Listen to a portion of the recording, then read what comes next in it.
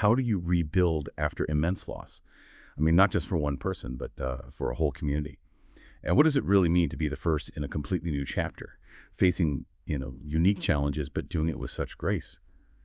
Today, we're taking a deep dive into the life of a woman who, really embodied the answers to those questions. We're talking about Sawda bint Zum'ah, one of the revered mothers of the believers. Her story, it's just this powerful narrative of resilience, selflessness, and devotion. It offers some really significant insights into early Islamic history and maybe the wisdom behind some foundational decisions made during a pretty critical time.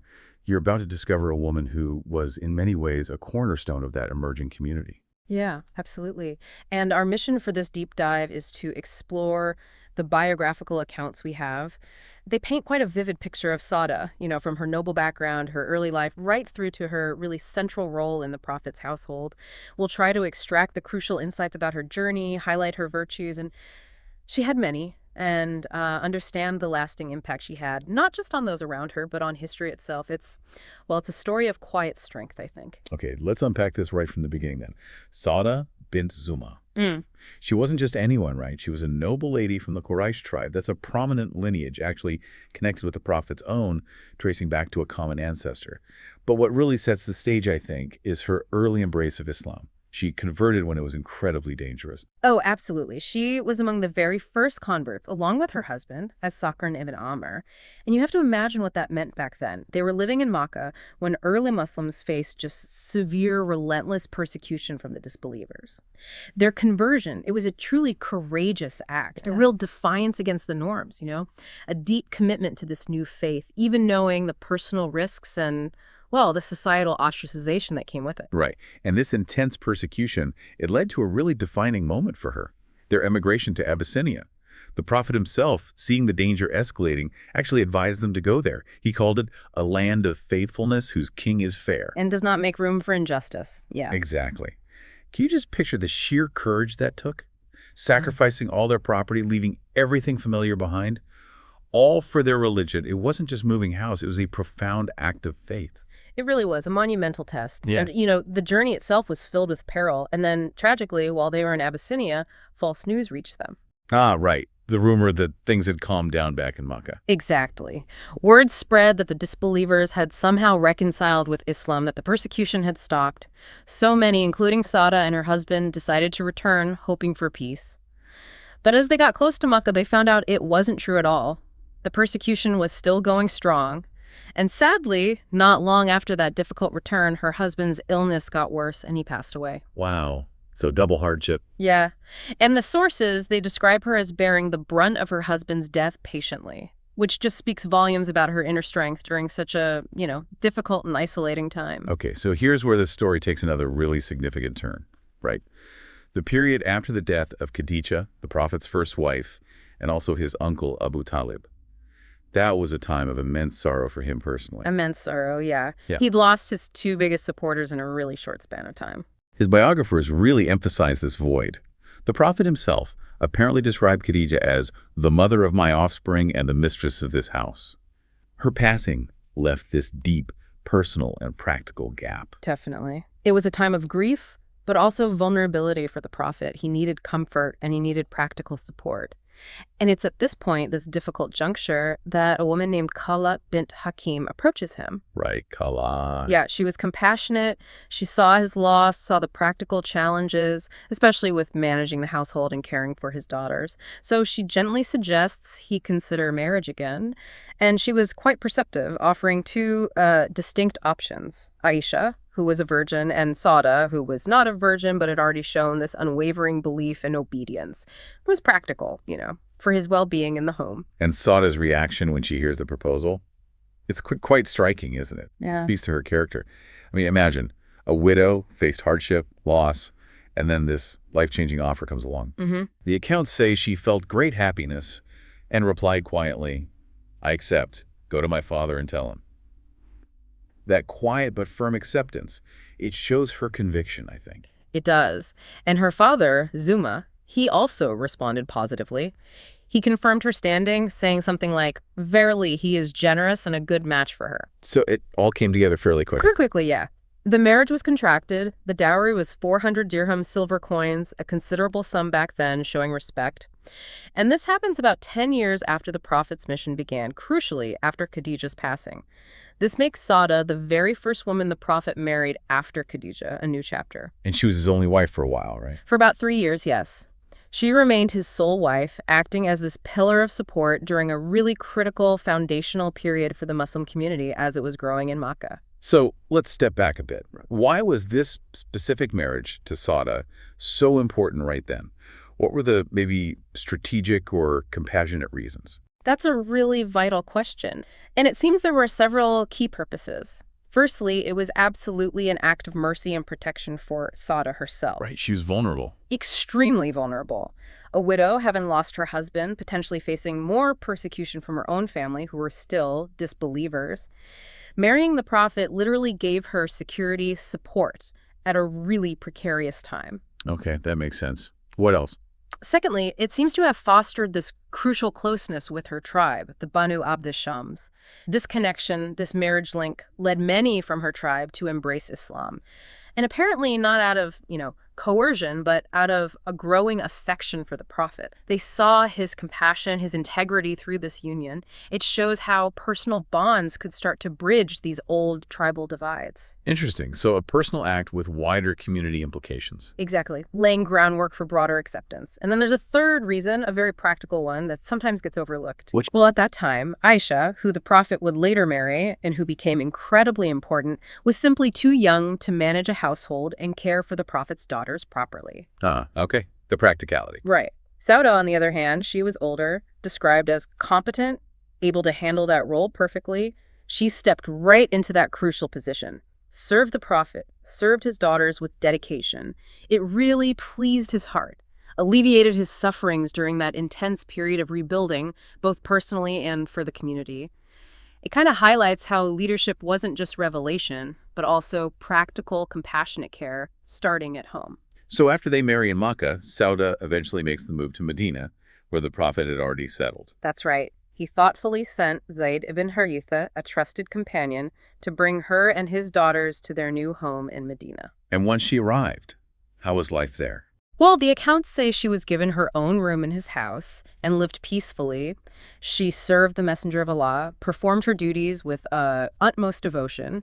It must have been a significant, probably welcome change from the persecution in Makkah. Definitely a different environment. And what's fascinating here, I think, is that the Prophet's household wasn't just, an ordinary family setup. It was really seen as a model for all Muslim homes, a sort of beacon for belief and good morals. Okay. So when the Prophet later married Aisha, Sawda, who was around 55 by then, she found herself in this unique position.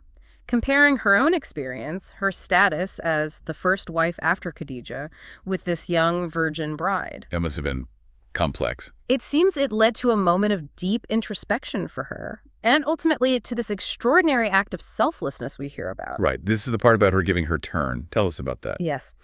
Sawda, perhaps wanting to ensure the Prophet's complete comfort and happiness, or maybe sensing a shift, she gave her turn to Aisha for the Prophet's pleasure. Wow. Think about that for a second. Giving up her allotted time with him. Exactly. And her stated desire wasn't just about this life. She wanted to maintain her marriage to him, yes, but even more, she wanted to be resurrected on the day of judgment as one of his wives. So prioritizing the hereafter over worldly comfort or, tension. Clearly, it's a really striking display of humility, devotion, and focus on the afterlife. And how was this seen by others, particularly Aisha? Well, this kind of altruism was deeply admired. Aisha herself, the beneficiary, reportedly said something quite powerful. "Never did I find a woman more loving to me than Sawda bint Zum'ah. I wished I could be exactly like her." High praise indeed. Absolutely. It's a testament to Sawda's character, inspiring that level of affection and respect, even in what could have been a tricky situation. Her biographers call it excellent behavior, a powerful lesson in selflessness. And this act, it even has echoes in the Quran. It does. It's mentioned that a verse in Surah An-Nisa, that's chapter 4, verse 128, was revealed concerning this very situation.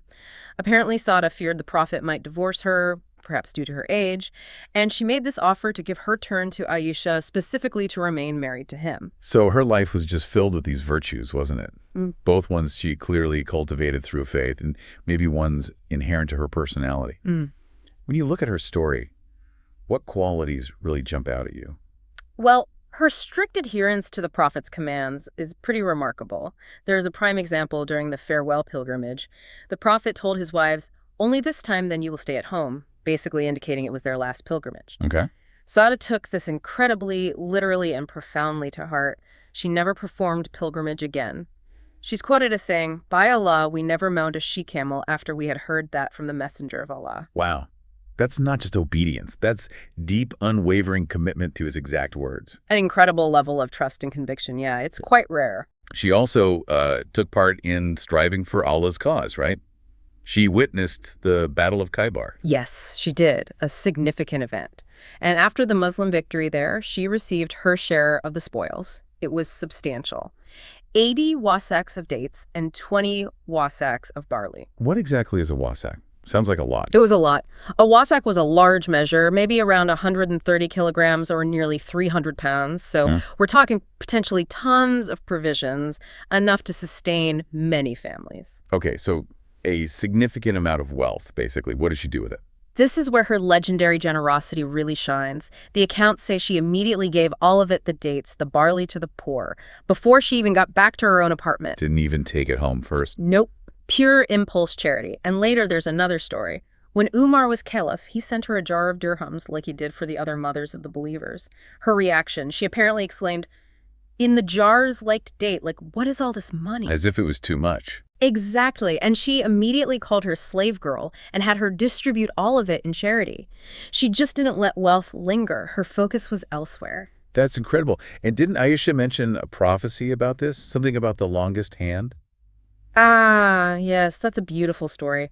Apparently, some wives asked the Prophet who among them would be the first to die after him. He replied, "Whoever has the longest hand."